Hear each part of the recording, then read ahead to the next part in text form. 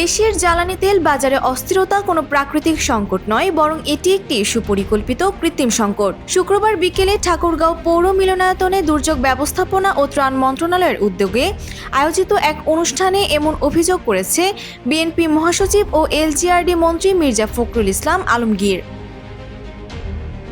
মির্জা ফখরুল স্পষ্টভাবে জানিয়ে দিয়েছেন, দেশে জ্বালানি তেলের কোনো ঘাটতি নেই। তবে এক শ্রেণীর অসাধু ব্যবসায়ী তেল মজুত করে কালোবাজারে বিক্রির মাধ্যমে পরিস্থিতিকে ঘোলাটে করে তুলেছে। তিনি বলেন, ইরান আমেরিকা সংঘাতের বৈশ্বিক প্রভাব কিছুটা থাকলেও তার চেয়ে বেশি ক্ষতিকর ভূমিকা রাখছে অসাধু চক্র। তেল বিক্রি করে কেউ যাতে ফায়দা লুটতে না পারে সেজন্য স্থানীয় প্রশাসনকে কঠোর নজরদারির নির্দেশ দেওয়া হয়েছে। দলীয় নেতাকর্মী ও জনগণের উদ্দেশ্যে তিনি আরও বলেন, বিচলিত হওয়ার কোনো কারণ নেই। যারা মিথ্যা প্রচারণা চালিয়ে দেশের স্থিতিশীলতা নষ্ট করতে চায় তাদের বিরুদ্ধে সতর্ক থাকতে হবে।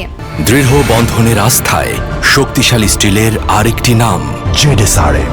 5 আগস্টের গণঅভ্যুত্থানের প্রসঙ্গ টেনে তিনি আরও বলেন, আমরা ঐক্যবদ্ধভাবে ফ্যাসিবাদী শক্তিকে পরাজিত করেছি। যারা দেশের জন্য জানপ্রাণ দিয়েছেন তাদের আত্মত্যাগের মূল লক্ষ্য ছিল একটি শান্তিময় ও উন্নত বাংলাদেশ। সেই অর্জনকে নস্যাৎ করতে দেয়া হবে না। মির্জা ফখরুলের এই বক্তব্য বর্তমান পরিস্থিতি মোকাবেলায় জনমনের স্বস্তি ফিরবে বলে প্রত্যাশা করছেন সংশ্লিষ্টরা। Desk report, Bangladesh bulletin.